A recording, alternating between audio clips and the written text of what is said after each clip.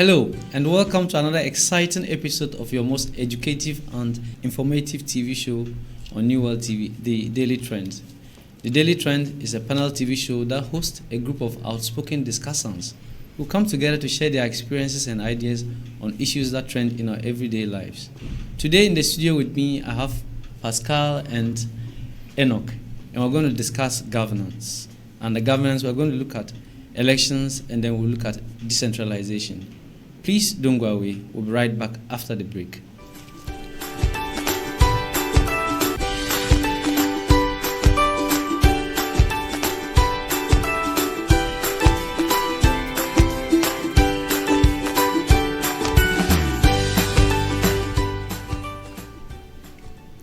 You are welcome back. In this segment, we are going to discuss elections. We'll be delving right into the meaning of election, the requirements for election, and also some do's and don'ts of election. And also, we will also be talking about some electoral processes.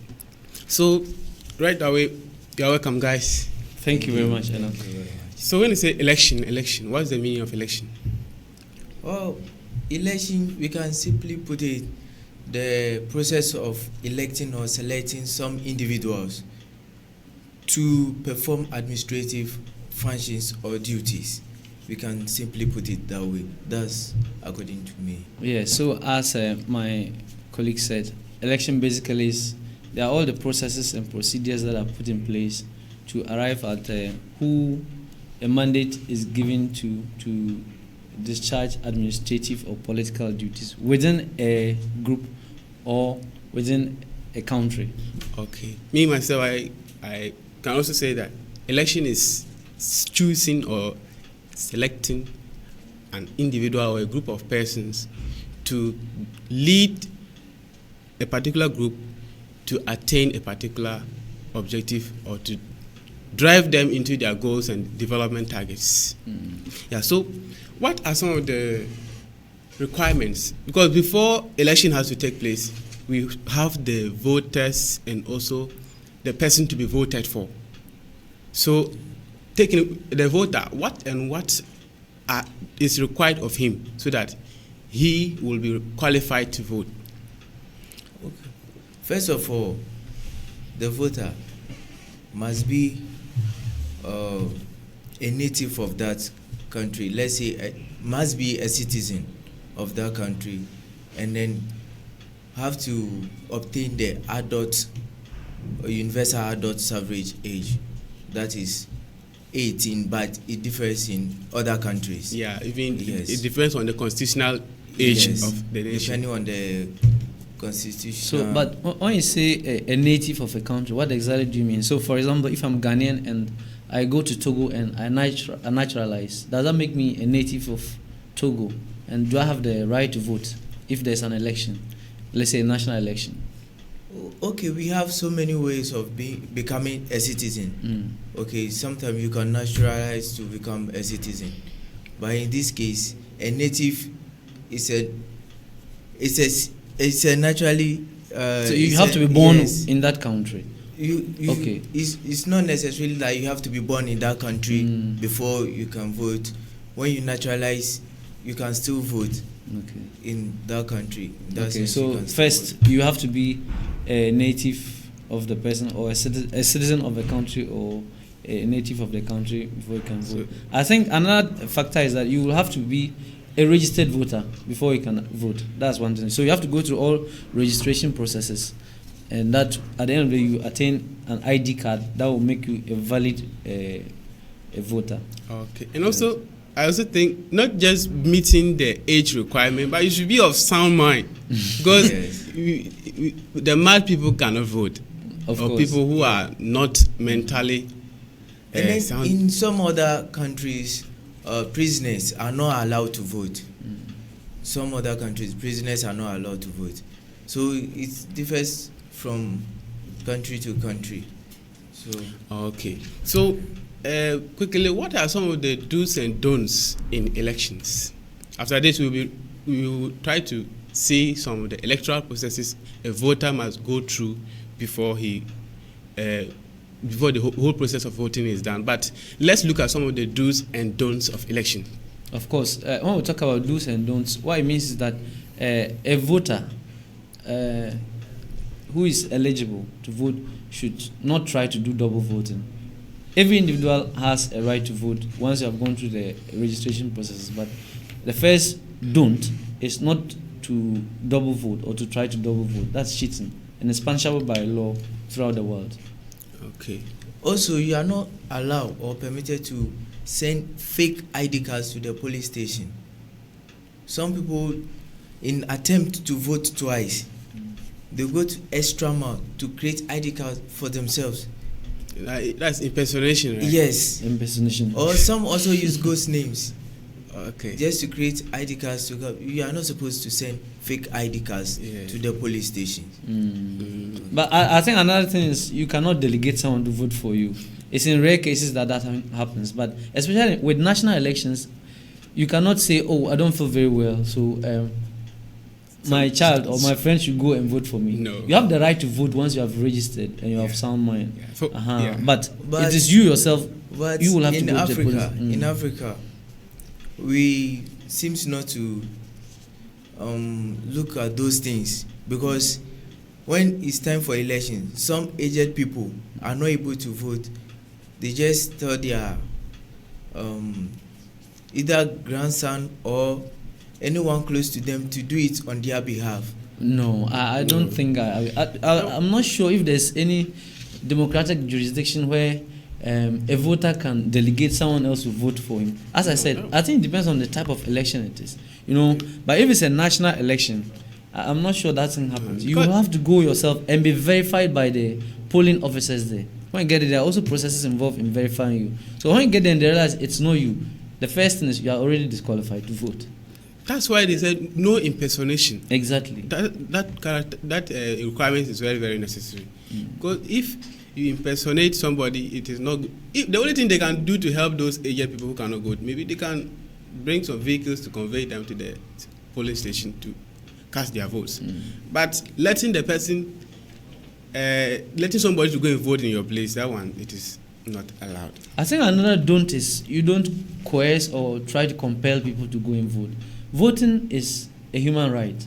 But on the election day, if I decide that I don't want to vote, the decision not to vote in itself is my right. So you don't try to force somebody to go and vote against his or her own will. So that's also another don't. But it will be very prudent if you go there to cast your vote. Of course, that's why civil education come in. Yeah. So before the voting election, the person has to decide if he or she wants to participate in the electoral process. If I want to vote, then I go vote. Yeah. Yes. And another don't is we are not supposed to give money to the commissioners over there, because government have taken care of all their needs. So if you are giving money to them at the police station, what are you trying to do? Are you trying to bribe them or? No, but okay. Assuming I'm a member of parliament and I get to the polling station and I realize, the electoral commissioners or the polling officers have been there for nearly the whole day and they've not been fed.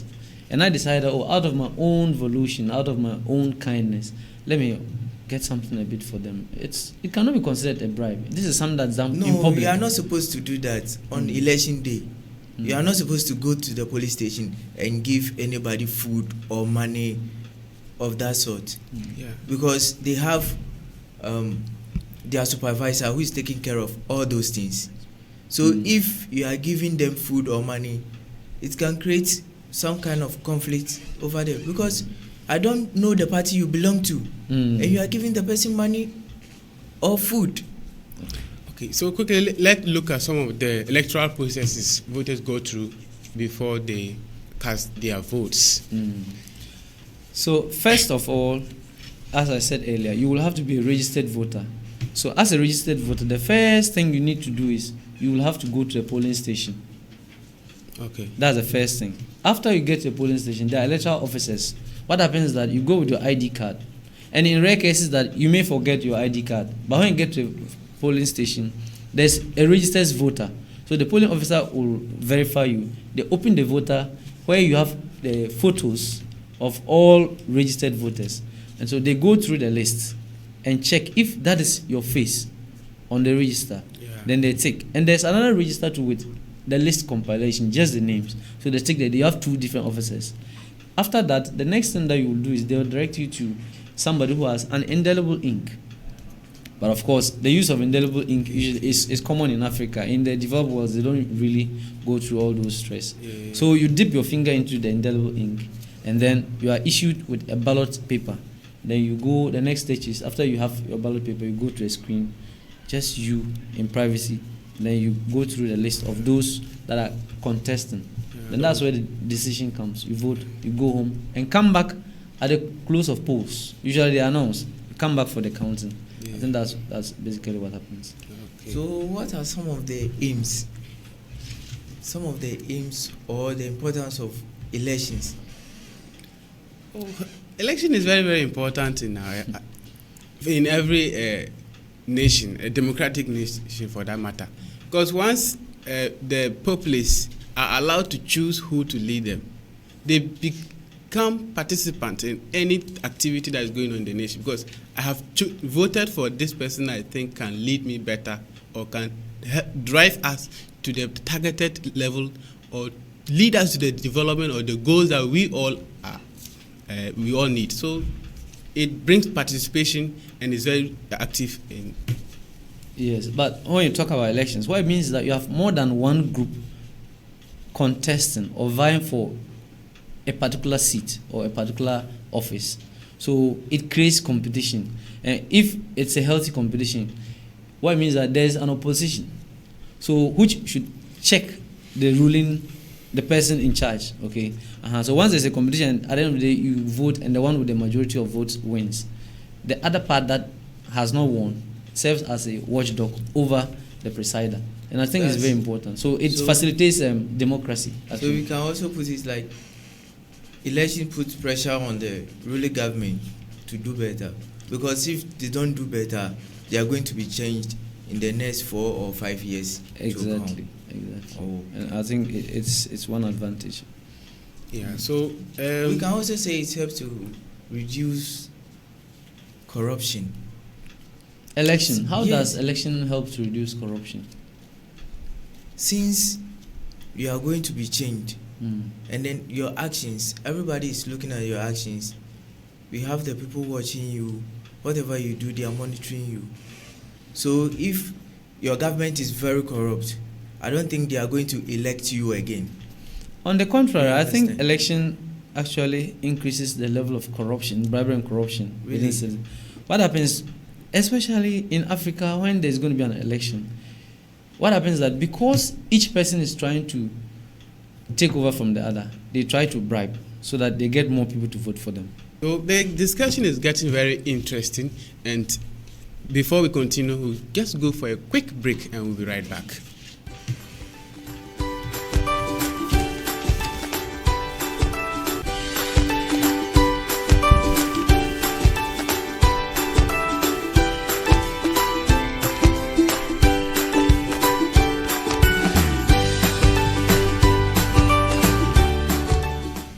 Welcome back from the break. We are discussing governance. This segment we are going to talk about decentralization. Decentralization in governance. When we say that, what comes to mind? Decentralization. Yes. In my understanding, it is the movement or the spread of power from the central authority to the lower levels or to the lower authorities so that it can facilitate easy governance. Yes, so as Enoch rightly put it, decentralization basically is a process whereby power is delegated from a central point to an extended point. So we have, for example, if it's a centralized government, there's a head, in most cases the president. But we know that as an individual, the president cannot perform all his duties and functions at the same time. Nobody can do that actually. So what happens is that he's given an opportunity to appoint people and delegate, part of his authority to them to act in lieu of himself. in the case that he's not present. So that's what decentralization basically is about. So it's basically about delegating powers to the local authorities. Exactly. To perform administrative functions. Exactly. In place of the central government. Exactly. Oh. So what will be some of the benefits? Some of the benefits of decentralization. Of course, when we talk about decentralization, it means it aids in effective decision making. But of course, this is a double-edged sword.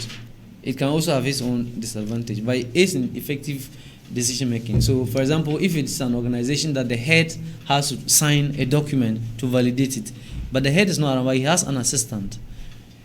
By the grace of decentralization, that assistant can sign that document, which will still validate it. And so that's an advantage. Yeah. Then we can conclude that decentralization is good because it's always bridge the gap between the government and then the people. Actually, In terms of needs, the responses they give to the needs of the people are very, very quick. What do you make of that? it's true. And also, for this decentralization, once the central authority has delegated power to the lower authorities, it brings some motivation and satisfaction in the part of the lower authorities, because they have now come to realize that the central authority have some kind of trust in them, and therefore they have given them some of these roles and functions to play. So they do it with some kind of passion, because they will execute whatever role they have been given to them, so that they with some kind of passion and motivation. Of course, but decentralization also gives a centralized government the opportunity to take off some burden that would normally rest on the shoulders of the central government or the president. So, as I said, I will not be around, but you have the charge. Do or take decisions on my behalf. But the concept of decentralization, what it actually means is that all those people that you delegate power to, they answer to you. So if there's something that goes wrong, usually we blame the head for the wrongful decision taking. Sure. Because it is the head that has decentralized its authority to those people. So that's an aspect. But of course, decentralization has its own, as I said, has its own disadvantages too. But sometimes the people to whom the power is being delegated to, they sometimes become accountable to themselves, because they know that they have been given this particular role to perform. Therefore, they have to do it to the maximum best of their own, because they know that they are doing it, and if they don't do it well, they are the people who are supposed to be blamed. It's true, but if we want to also look at the other parts, the other aspect of decentralization, the consequences, negative effects, we realize that decentralization is actually a very expensive system of governance to practice. So what happens is that you will have to appoint different people at different levels, and those people will have to be paid by the state. Definitely, yeah. So it makes it very expensive to practice decentralization. But on the other hand, it's very effective. And then we can see that the responses people give to this decentralization is very good, because when it comes to decentralization, you realize that most of the times the government or the central government is not aware of things that are going on in the lower level. So it's because of decentralization that all these things, all the awareness are created, and you see some people have been relegated to the background. Their needs are not attended to. So with the help of decentralization, you realize that people have been seeing, and then we'll be talking with them to see what is happening, because the government will not have the time, all the time, to come down to everybody's level before operating. Yes, but so the efficiency is there. Yes, it could be efficient, but it could also be another disadvantage in a way that central government has challenges supervising its work. So take the case of Nigeria. They are practicing federal governance system. So there's a central government that is headed by the president, His Excellency Buhari. So in each state too, there's a senator, Yeah. and that senator also has people who also work under him. Yeah. So decentralization is what's being practiced over there. But President Buhari cannot really properly or fully supervise all the activities from central government to the local level. Then so that could be a problem. We can also conclude that decentralization help in bringing out more of corruption, right? Since the head is not able to supervise them very well or get to know what is going on over there all the time, you see how people will be covering, things will be swept under the carpet most of the time. If you say he cannot supervise, it's because of this tedious, because once all authority have been put in him, he can't do it alone. So he has spread it, giving it down to the lower level so that they can take care of them. So those people are now accountable to whatever they are doing. So even if he would, because as we have just said, it releases the burden from him. The other works are being taken care of by the people at the middle level or the lower levels. And he is now taking care of some of the major roles at his level as the central body authority. So the vision, the strategy and everything that some major tasks that are supposed to be handled are now handled by him. By others, he give it down to the people at the lower level and they take care of them. But Enoch, what it means that there could be a case of inconsistency with regards to decision making, because we have so many people who are actually working together, but at this stage, one takes a decision, at another stage, the other person takes another decision, and so such decision can actually contradict. So there's a bit of inconsistency. So in this situation, are we going to say decentralization enhances or retards development? It's a double-edged sword, but one thing I know for sure is that it is very, very important, very effective for our development in every democratic nation or even in companies. Yeah. I side with him. So if there's something to be done here, and that thing, there's somebody to help you do it, you don't necessarily have to travel from where you are, waste your resources to central government for the central government to do it for you, if you are within a regional setup and there's a regional minister. So actually, I think it facilitates growth and development in every country. And I think it's important that every country should practice decentralization, although it has its own shortcomings too. Yeah. So, but of course, it varies. When you look at, we were just looking at the governance, and we spoke about elections. It's not in every country that you hold elections. That's just the first session. You realize that it depends on the type of system that you run. In England, it's more or less like a monarchy, and it is the Queen that is the head. There's a prime minister, but he's more like a political head, but the prime minister is still answerable to the Queen. So when it comes to that as decentralization, or I'm still looking at why decentralization is good, but it may not be the perfect system after all. Understand? I believe is the best. I believe is the best because you can't invest all the powers in one person. Because even in governance, we have other organs of. Yes, that's why if it is a monarchy or a federal state, practicing decentralization, as we have already established, has its pros and cons, its advantages and disadvantages.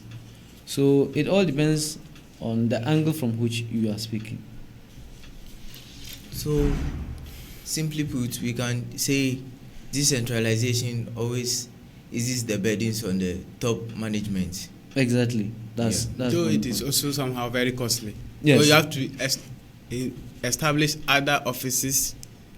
Because if, for example, in the case of Ghana, the president will have to appoint ministers.